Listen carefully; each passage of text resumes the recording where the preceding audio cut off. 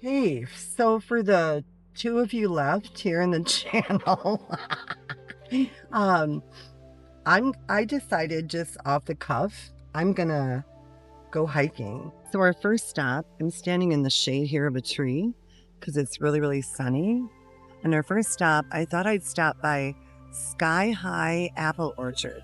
The parking lots are freaking full. I mean, everybody and his brother is there.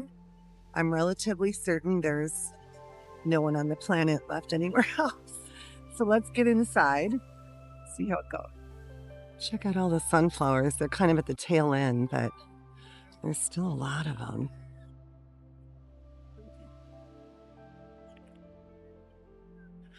I think I tried to show you guys how full the parking lots were, and maybe I had it on the wrong way. I don't know. Anyway, all right, let's go inside. Check it out. So this is the inside. Everybody's in here is really excited. Caramel apples, pumpkin. Check out all the apples.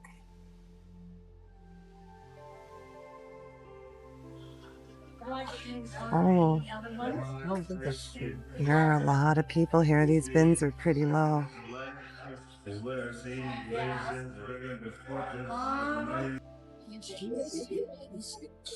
Yum.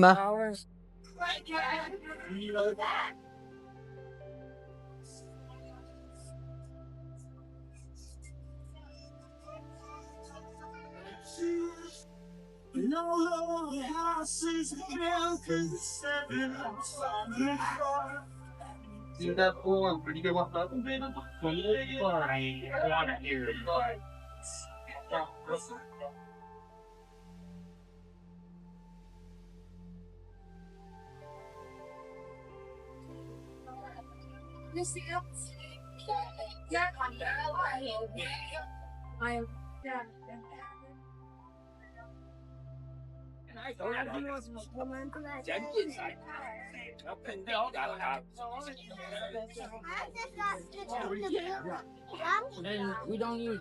We have like 8 glasses. Expensive whiskey. You I love they need to charge that today. Eddie, horsey.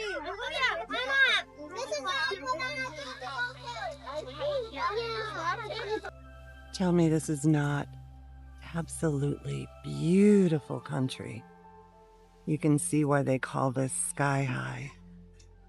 Oh my gosh, it's breathtaking, especially on days like today. Lord have mercy. I was just up by the kids at the petting farm with the animals. Oh my golly. There is nothing like little ones to bring back breath and higher power into my life. All right, onward to hiking. Let's do this. Tell me, I'm actually going to do a little video clip. Tell me how you came by this shirt, Missy. I was on vacation in Bemidji, Minnesota. And they had the shirt and I couldn't pass it up. And what was it about that message that spoke to your heart? I just adore it. What's your first name? Chris. Chris, you made my day. Have a great one. Bye. So I finally got here to the parking spot. And I mean, I knew it. I've lived here forever and ever. And I knew it's Saturday. And this is a phenomenally popular state park. So I got over here. It took me like, I don't know, 10, 15 minutes. And I'll tell you what, I missed the part about coming in because all these cars, and I mean, they were lined up in 2 lines, long lines. I got to fly right by them. Well, okay, I didn't fly today, but I mean, I got to go right by them all because I got a sticker. That is just so awesome. Look, I'm over here with the buses. I'm in Timbuktu territory. I wanted to hike. I guess I'm going to get in a hike.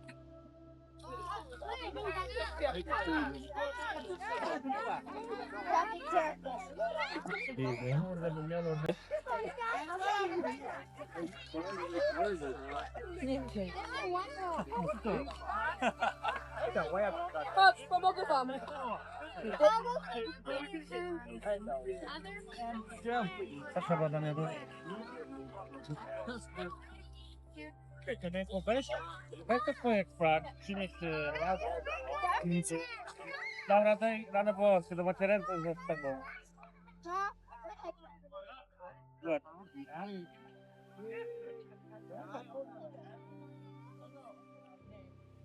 It's really difficult to accept that I'll probably never climb those bluffs again, the West or the East Bluff Trail. I mean, climbed them hundreds of times throughout the years, but last time I did it, it wasn't good at all. So bad. A lovely young woman asked me if I needed help and suggested a walking stick, which I now have. But anyway, I'm going to go around the lake. Well, I was going to take a hike. I got to the very edge here. See where the path goes into the woods? And all of a sudden, I started getting these sharp, veering shooting pains. I have to go back. I can't do this. God, that sucks. Okay, I think I found a spot where you can't go anywhere in this lake today. And there aren't people. I mean, lots and lots and lots of people. I'm really bummed, but reality is, I can't take this hike, or at least I can't take the hike that I wanted to take. I did manage to take a hike. I took a hike. Some of you should be happy about that. But it was a short one, and it is a gorgeous day. It looks like everybody has the same idea. I don't know, it's almost like an invisible thread where people understand that this is likely among the last good weather here. And but he's settling back into school and routines, right?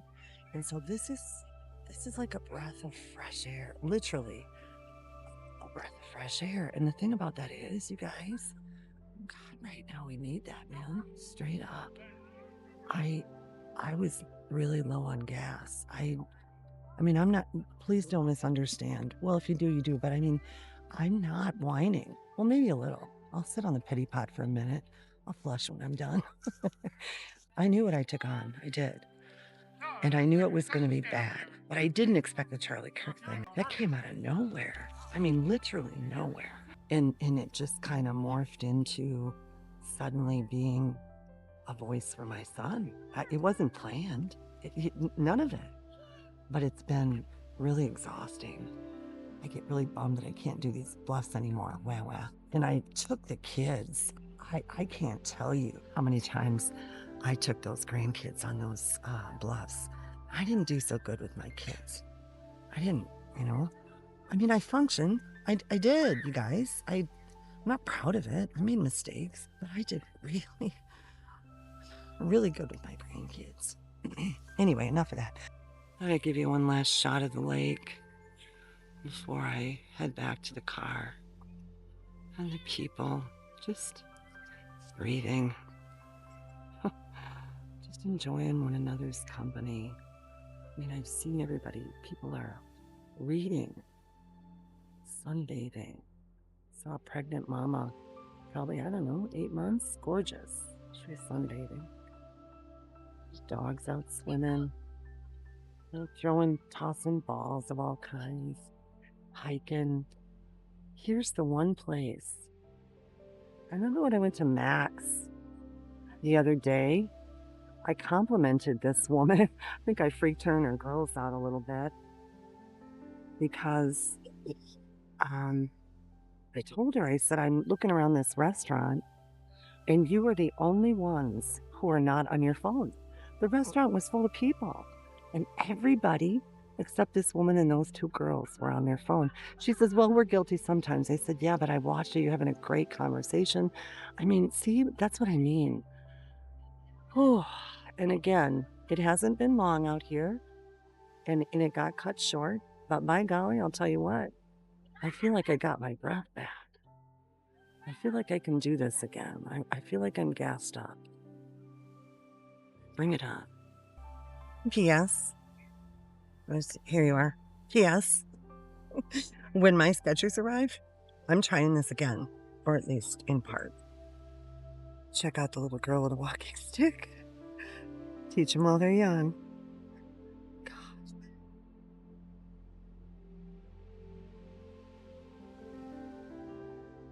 Hey, check out the sunglasses I found on this picnic table.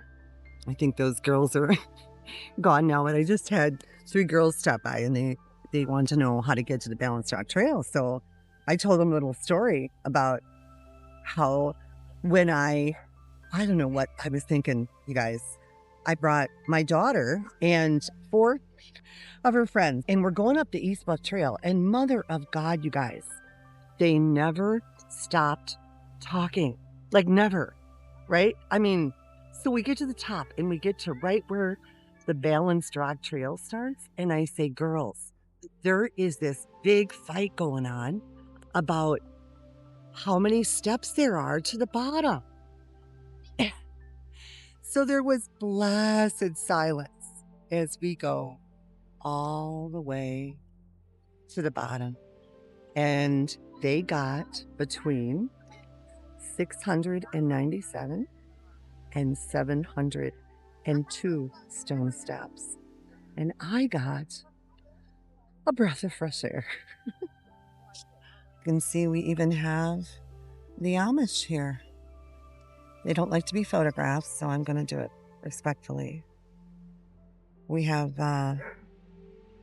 large communities of Amish here. They're actually wonderful people. My mom hauled the Amish for years. Hey, just look at this pine.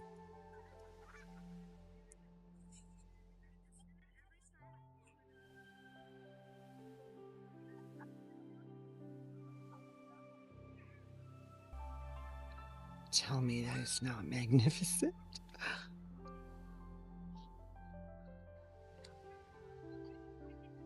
Been here long time. Be here long after I'm gone.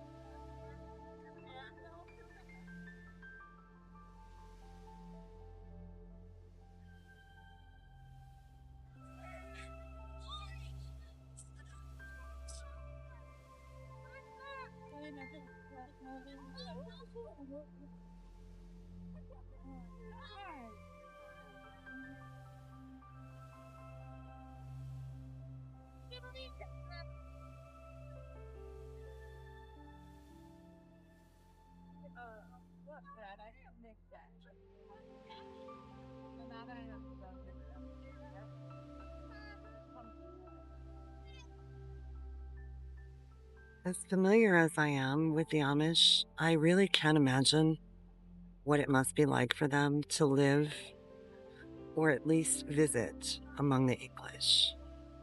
That's what they call us, the English. And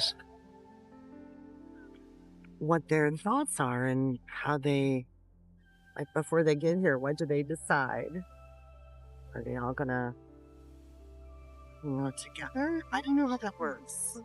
I'd love to interview them sometime. I'm an observer, right? That's who I am. It's been my life. It took me a long time just to accept that, you know? Everybody always wants to be a part of something. And I'm just, like, I'm just not.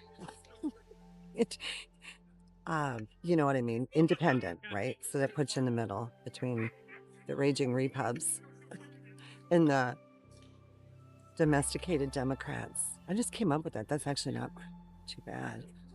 They're learning. I hope they're all learning. Anyway, that's, you know, being in the middle, it sucks, but it is what it is. Having just experienced the same thing, it was exactly the same thing happened on the channel when I talked about the language of Charlie Kirk. I never personally attacked the man. If you go back and you listen to what he said, I never once personally attacked him. I spoke about his language. So, and what that kind of language did to my son and countless others like him. So there again, I had all these people, women, a lot of them, mostly, angry with me. Thought this was about alienation. No, spend some time on the channel. And then the flip side of that, I had the other people angry at me that, you know, are the cults. I mean, that's what they are. When you make somebody like that a martyr, I mean, come on. It's just cult-like. I don't care who you are. And I know you know that. You can pretend you don't, but you do. Well, whatever. Anyway, that's just 2 examples. So I should be done with the pity pot pretty soon. I'm actually feeling pretty good. I really am. I'm getting ready to head out. I've had enough of people for one afternoon, and there's a lot of them here. So, but I do love this place. This is where I find HP. Oh, I got to show you that pine tree too. Hold on.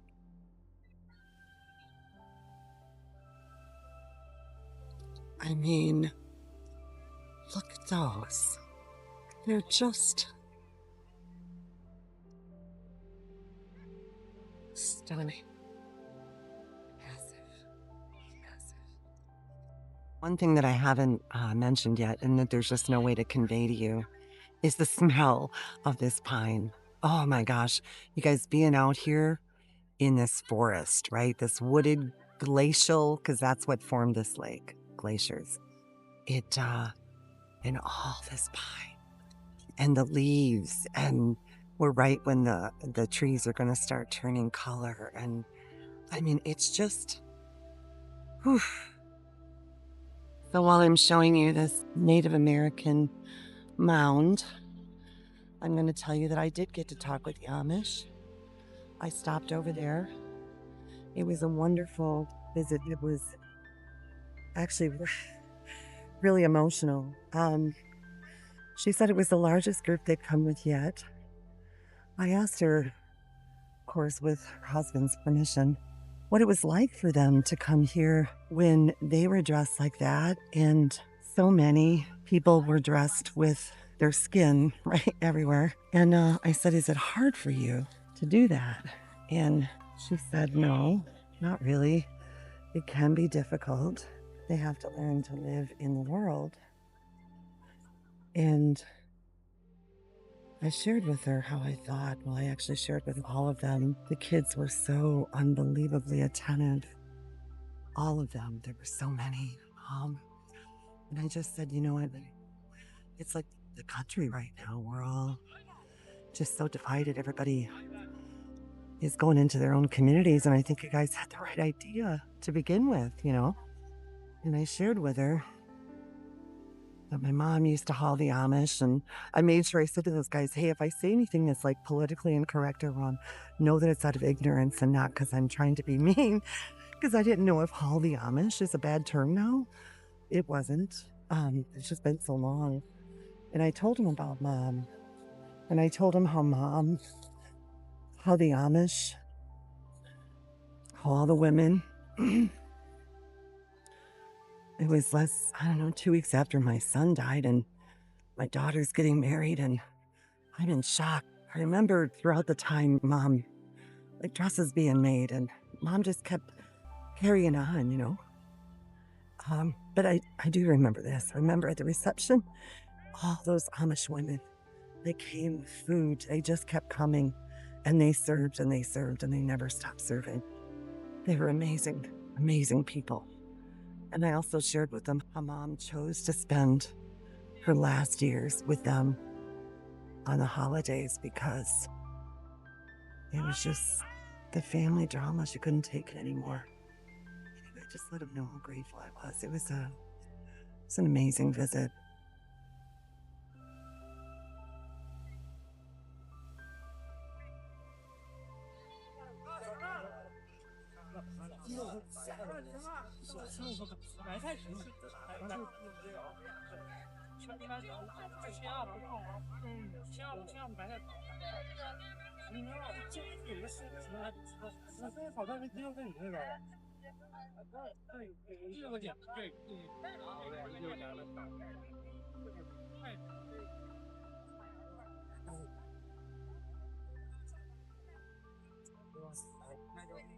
Way out, and I thought I would just stop, and there was actually a parking spot. Let me show you, because there wasn't before. And all the parking lots are in the overflow because there are so many freaking people. So there's me. There's actually, oh, there's another one too. So what I would do is show you. Look at this. Look at this? Tell me.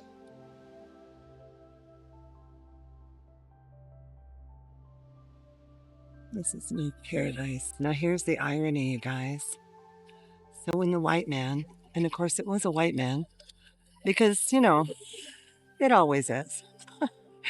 When the white man named this place and translated it, they mistranslated it to Devil's Lake. The correct Native American name is Spirit Lake, which is so much more accurate. It is absolutely stunning, created by the glaciers as it shot through here. It's hard to imagine. They added this sidewalk and road here. It used to flood on this side all the time. You couldn't even come on the South Shore. Listen. Just listen.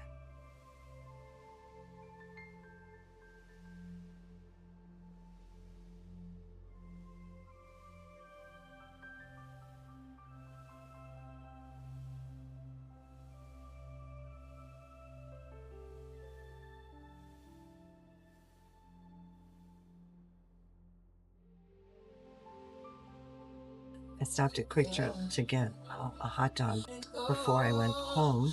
And I'm right across the street from where my daughter is a manager. And I made a vow. Oh wow, look at all that booze behind me.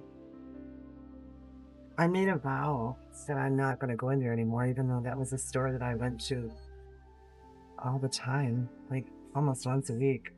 Anyway. It's just really sad, right? You can't just go over and say hi to the girl. There's something else too. What was it I was going to tell you? Okay, I remembered. So, remember I told you that I found those sunglasses? I was going to keep them because, you know, who was going to come back for them? Well, guess what? One of those last shots I took, I left them there on a picnic table. So, that's what you get, Deverly. Anyway. Somebody's going to enjoy them. Headed home now. Got my belly full. And I'm going to hopefully get this done for you today, if not tomorrow morning. I'm sitting here and all of a sudden it hits me that this is exactly where I was sitting when my granddaughter was in the passenger seat. I didn't even know they had come to Quick Trip. I was sitting here at the counter eating and I looked up and they had gotten in their vehicle and they were pulling out. My granddaughter reaches outside the window and makes a puking sound. It made me sick to my stomach. I mean, you know, that wasn't her. That wasn't the sweet, lovable, kind, generous, compassionate empath that I know. You